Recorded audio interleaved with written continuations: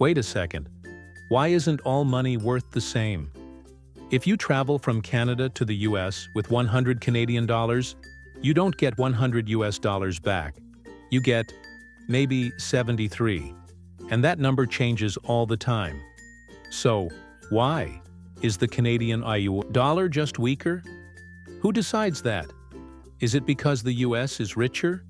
Or is there some kind of magic happening? Today, we're going to break it all down in a simple, fun way and explain why the Canadian dollar tends to bow its head around the American one. Let's start with our friend Bob. Bob runs a small artisanal shampoo shop in Toronto. One day, he decides to expand and sell in the US. But he quickly notices something weird. His $10 Canadian shampoo only gets him about $7.30 in the States. Why? Well, think of money like a product. Its value depends on supply and demand. The more people want a currency, the more valuable it becomes. And when confidence in a currency drops, its value drops too. So, does the Canadian dollar have less demand worldwide? Kind of. But that's just the tip of the iceberg. Back in the day, most currencies were backed by gold. Literally, your dollars were tied to real bars of gold sitting in government vaults. But that system ended in the 1970s. Today, we use what's called fiat currency. That means money is backed by trust. As long as people believe your country is stable and responsible, your money keeps its value. And here's the first big clue. The US dollar is the most trusted and widely used currency in the world. Seriously, it's the Beyoncé of money.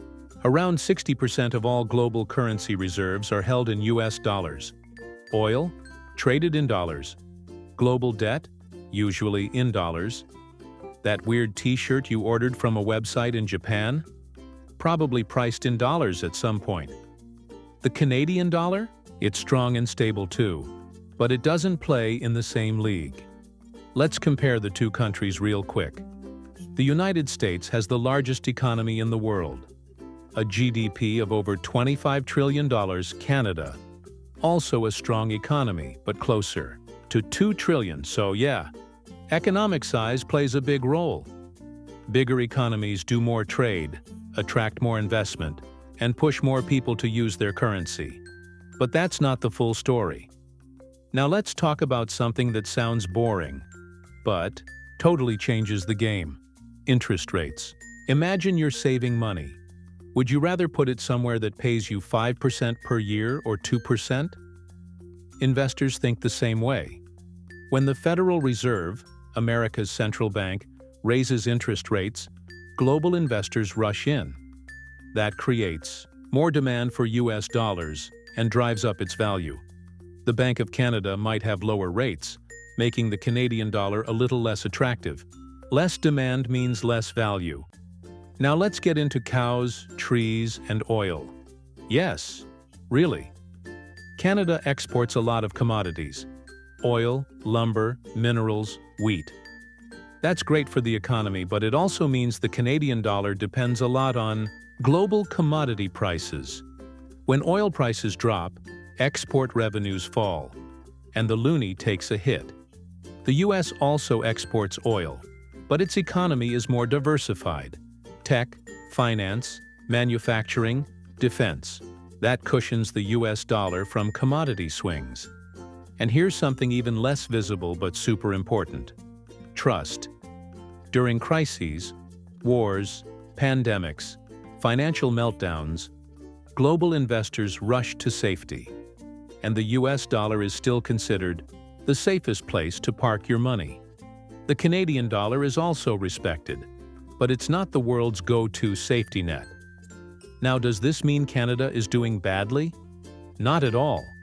A weaker Canadian dollar doesn't mean the country is in crisis. In fact, it can even be good for Canadian exporters because it makes Canadian goods cheaper for foreign buyers. But yes, it does reflect Canada's smaller global footprint compared to the US. So, to sum it up, the Canadian dollar is worth less, mainly because the US dollar is more widely used, more trusted, and connected to a much bigger and more influential economy.